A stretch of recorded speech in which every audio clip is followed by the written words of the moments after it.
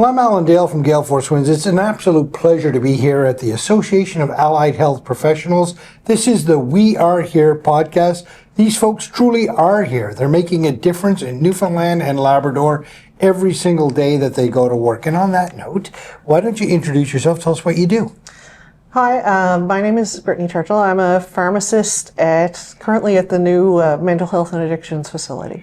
Okay, talk to me about your day in, day out job. What does that look like? So I guess it kind of varies, especially right now. I'm in a little bit of a transition. Of course, you probably heard the older Waterford Hospital closed recently. So when I worked at the Waterford, I was pharmacist in charge there. So we dealt with both inpatients and outpatients. So it's, verifying medication orders just to check and make sure everything is correct for the patient, fixing any problems that came up. And we also dealt with outpatients as well and helping them get their medication, doing some counseling and things like that, education, and also kind of supervising the other pharmacists. Now, since the move, I'm moved more to the outpatient side. So the pharmacy in that new mental health and addictions facility also deals with what used to be outpatients at the health science center. So we deal with a lot of transplant meds. We do communicable disease programs, so medications for newcomer health, tuberculosis, that type of thing. So a lot of different things to learn about. And yeah, I've worked in several different clinical areas throughout my career. So wow. What was your pathway to the pharmacy? Was it always something that you wanted to do? Talk to me about that. Yeah, so I was always interested in, especially something science-based, all through school. I kind of did the advanced sciences, that type of thing. So when I was looking at different career options, I also wanted, a career where I could help people and get to talk to patients, that type of thing. But I was also really interested in I'm a bit of a nerd about pharmacology, chemistry, that type of thing. So I get to kind of pair those two things together. And so it was a natural fit for you there. Yeah, I was kind of one of those. I went kind of straight out of high school, did my entry level courses, and then straight into pharmacy school. And then after I went on, I did my doctorate of pharmacy, because pharmacy education is kind of evolving as well. So now it actually is an entry to practice. When students graduate from one, they graduate with a doctor of pharmacy, but it used to be a bachelor's. So I actually went to University of Florida and finished my doctorate as well. So oh wow, yeah, wow, that's quite a journey there. Yeah, to get to where you are now. Taking your experience and your education and your background, and looking at the healthcare system as it is right now, what do you see some of the challenges that they're facing? I think the biggest challenge is usually just, staffing and resources, especially, within pharmacy, but really within the health professions. We're expanding into so many new clinical areas. We always see so many opportunities of things we could be doing to help patients, but there's only so many hours in a day.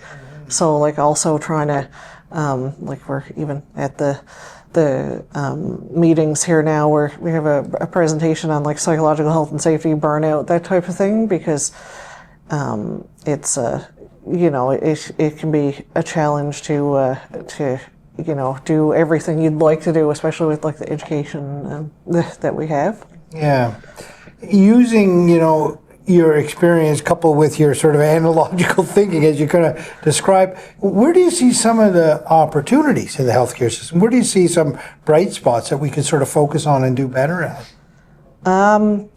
I think there's a lot of opportunity right now with, for example, our family care teams. We actually have, people might not realize, but publicly, I guess, publicly employed pharmacists by the health authority that work with those teams. I know, especially out in the community, we think of hospital pharmacists and community pharmacists as separate, but there's a lot of opportunities right now for sort of hospital or healthcare system-based pharmacists that are dealing with outpatients as well. There's been a lot of expansion into, because where I work in the mental health type setting now, our harm reduction pharmacist is doing a lot of great work out in the community, as well as our opiate treatment center pharmacist. Those are two relatively new roles. And even since I started my career, something that you think would be a bit more obvious, like having a pharmacist on the pediatric ICU team, wasn't really a thing when I first started working. And early in my career, I worked at the Janeway, and that was something that I was like a bit more involved in. So we've expanded into like a lot of new clinical areas, and I think the more teams that have more allied health professionals on them, the better it is overall, because healthcare is so specialized and we all have our own focused areas. So in some ways, like people might, the public might see, like the doctors and nurses, and kind of think they can cover everything and it be all encompassing, but with like evidence-based care and making sure everybody's getting, I guess, the best holistic care, like the more involvement we have, the better it is for outcomes overall. And also on the other side, I know there's definitely been studies on the pharmacists in terms of how much money we can save the healthcare system as well, in terms of like stopping ineffective treatments and then maybe avoiding like adverse effects that go along with that type of thing. So there's a lot of opportunity to potentially prevent patient harms, or at least like make people's medication regimens less complicated for them, and also to advocate for patients and help them navigate things like drug coverage, which can sometimes prevent people from getting the proper care, and then we end up being more reactive if they end up admitted versus if they had have been set up for success. Yeah. Staying on the theme of holistic approach, that team-based approach, you're here at this conference where you've got all the allied health professionals coming together, diverse backgrounds, everybody all with the same goal. Talk to me about the power of this conference and what you hope to get out of it. I think over the years of this conference, in part of it, but just over like several years of becoming more and more involved with the union, I start to realize how much we have in common, even though we have different practice backgrounds, different things that we're responsible for within the healthcare system. Is how much we have in common in terms of the challenges. Like you'll probably hear a lot of people talk about like workloads, or like feeling pressure to try to make up for gaps in the system. Like, again, like we're having a presentation on things like burnout and how to try to avoid that. So it's just like learning how much we have in common and how much like we can each individually contribute to the healthcare system, and also how often a lot of us feel siloed within our professions. Like we're a small province. We especially within pharmacy, we all tend to come from that same small faculty at Mon, so you don't necessarily get to, except for the ones that might be on your specific team, get to spend as much time with people in the other professions. And it's great to hear about like the challenges that people face, but also like what everyone can offer. And that's the biggest thing. I think we have way more in common than different. So yeah, and certainly that's what I'm hearing as I speak to everybody here. If you had a private audience with the decision makers and the policy makers within the healthcare system right now, what would you say the one thing that you would want them to understand? What would that be?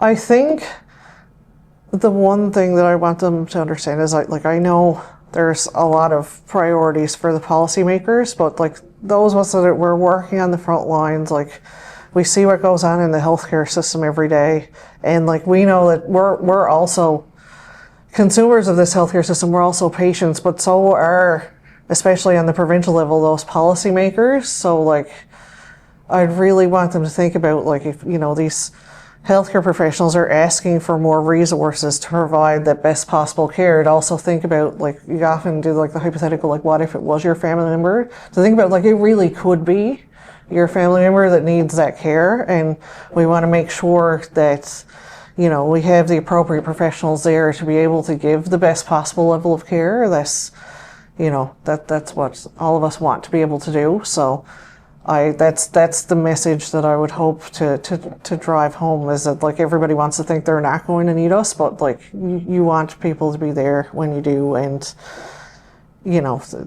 I think there's a lot of good ideas here, so it would be helpful if they could listen. It might not always sound the best on a budget, but it's we're usually asking for things in good faith, like we want to help. So Well, that's what it looks like to make a difference in the Newfoundland and Labrador healthcare system. Thank you very much.